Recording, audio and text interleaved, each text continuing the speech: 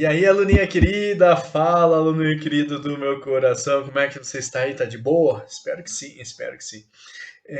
O nosso encontro de hoje, esse videozinho aqui de agora que nós vamos discutir, na verdade, é uma questão que um aluninho querido meu lá de Joinville, o Nicolas, me mandou. E quando ele me mandou, ele falou assim, Tatani, dá uma olhada aí, né? Eu falei, olha, essa questão aí é difícil, né? E ele gosta muito de Ita. Eu falei, danado, né? Danado. E aí ele criou essa questão. Eu falei, cara, vou jogar isso lá nas minhas redes sociais lá como desafio, né? Tanto é que eu joguei no Instagram, no Facebook, enfim. E uma galera acertou, né? Alguns erraram e faz parte, né? Eu acho que o errar faz parte e eu achei importante, né?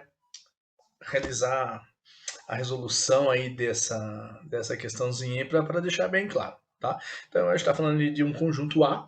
Veja que ali no conjunto A nós temos três elementos. Quem são os elementos? Aqueles símbolos ali, ó. E eu já estou falando em símbolos, você já vai entender o porquê. Que nós conhecemos como 1, 2 e a representação ali de um conjunto vazio. Assinale que for verdadeiro. Nós temos 5 itens ali. A primeira coisa que a gente tem que relembrar é que quando nós relacionamos, por exemplo, um elemento com um conjunto, a relação é de pertinência, ok? E eu vou escrever aqui para você de novo o que eu falei. Por exemplo, eu tenho ali o 1, então aquele símbolo ali que a gente conhece como 1, ele pertence ao conjunto A, então nós temos uma relação de pertinência. O símbolo 2 ali que a gente conhece como 2 também pertence ao conjunto A. E este símbolo aí que a gente utiliza para representar um conjunto vazio também pertence ao conjunto A. Então, relação de pertinência, elemento com conjunto, ok? Então, esse item 2 aqui é verdadeiro. E esse item 4 aqui também é verdadeiro. E aí você tem que ter um cuidado que quando a gente fala de relação de pertinência ou relação de inclusão, que eu vou falar daqui a pouco, a relação de pertinência é elemento com conjunto. Então, a gente não pode confundir o que representa aquele símbolo com o significado dele aqui nessa situação, tá? Então aqui nós temos três elementos, sim, tá? Então por mais que a gente conheça aquele símbolo ali como conjunto vazio, aqui ele está fazendo uma representação dentro desse conjunto A como um dos elementos, ok? E aí eu trouxe aqui para você, ai, que é isso? Que louco, louco. Alguns subconjuntos, tá? Então assim, de todo o conjunto, a gente consegue formar subconjuntos utilizando elementos desses conjuntos, ok? E por isso que eu falei, ó, por exemplo, se eu chamar, deixa eu usar cores aqui, quer ver? Ó, com cores acho que fica bacana. Se eu chamar esse, em vez de chamar de 1, eu vou falar amarelo. Em vez de chamar 2, eu vou falar verde. Em vez de chamar de conjunto vazio, eu vou falar azul. Então ali, ó, eu tenho três elementos: o amarelo, o verde e o azul, ok? Então, o amarelo pertence ao conjunto A, ok? Verdadeiro. O verde pertence ao conjunto A e o azul pertence ao conjunto A. Então, esse 4 aqui, ó, esse símbolo é a representação azul. Só que eu posso pegar esses elementos e representar como a gente chama de conjuntos das partes. O que é conjuntos das partes de um conjunto? Imagine que eu pegue todos esses elementos de um conjunto e crie subconjuntos com todas as combinações possíveis. Então, eu posso criar subconjuntos com apenas um elemento, subconjuntos com dois elementos e subconjuntos com três elementos. No caso aqui, um subconjunto.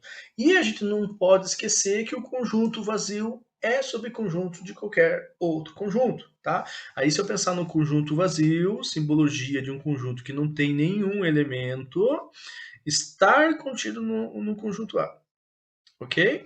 Então veja, se eu criar subconjuntos, como é que a gente faz para saber a quantidade de subconjuntos mesmo? Eu pego a quantidade de elementos, como tem 3 elementos, lembra que a gente utiliza 2 elevado a n.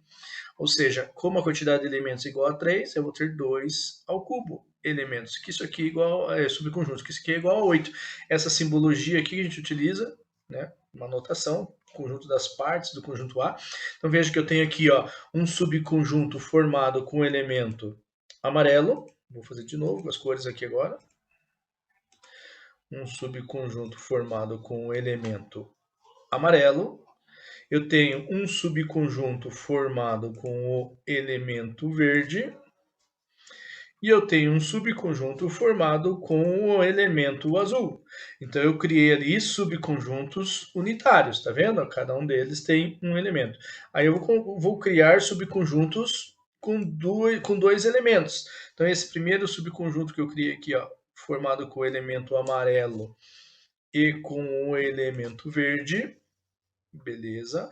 O outro subconjunto que eu estou criando, que eu criei aqui, ó, é o subconjunto formado pelo elemento amarelo e o elemento azul, beleza? E o terceiro subconjunto, que dá para formar com duas unidades, com dois elementos, é o subconjunto formado com o elemento verde e o elemento azul. Beleza.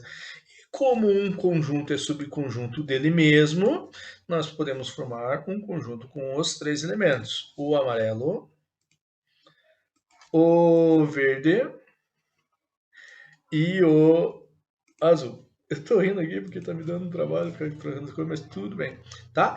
E nós não podemos esquecer que o conjunto vazio é subconjunto de todos os conjuntos. Então, este símbolo que aparece aqui, ele está representando o conjunto vazio. Beleza? Então, ó, zerei a tela e agora nós vamos finalizar verificando por que todos aqueles itens são verdadeiros. Então, por exemplo, olha o item 1. O item 1 está dizendo assim, ó, o conjunto formado pelos elementos 1 e 2 está contido no A, é verdadeiro. Eu vou destacar aqui para você, ó, ele está falando desse subconjunto aqui, ó, formado pelos elementos 1 e 2. Veja que esse aqui faz parte, né, desse conjunto das partes de A, ou seja, ele é um subconjunto de A. Beleza. Por que esse item 2 é verdadeiro? Isso aqui a gente já tinha visto. Esse item 2 é verdadeiro porque o 1 é um elemento de A, ou seja, ele faz parte do conjunto A. Então é esse cara aqui. Beleza. Por que o item 3 é verdadeiro? Ele está falando assim, o conjunto formado por aquele símbolo ali, que a gente conhece como conjunto vazio, está contido no A. Sim, ele está falando desse cara aqui, ó, dessa representação que eu fiz para você como conjunto das partes, como né? Um desses subconjuntos, beleza? Por que o item 4 é verdadeiro? 0, esse símbolo que a gente conhece como conjunto vazio pertence ao conjunto A, por causa desse cara aqui, ó. É um dos elementos do conjunto A. E por último, para a gente finalizar, por que este item 5 também é verdadeiro? Por que esse símbolo que a gente conhece como conjunto vazio está contínuo A? Por causa desse cara aqui, ó. Conjunto vazio é subconjunto de todos os conjuntos, tá? Então são detalhezinhos, né? E não era uma questão muito fácil mesmo. Olha, Nicolas, olha o que você fez, mas foi muito bacana a discussão. Valeu? Até a próxima, então.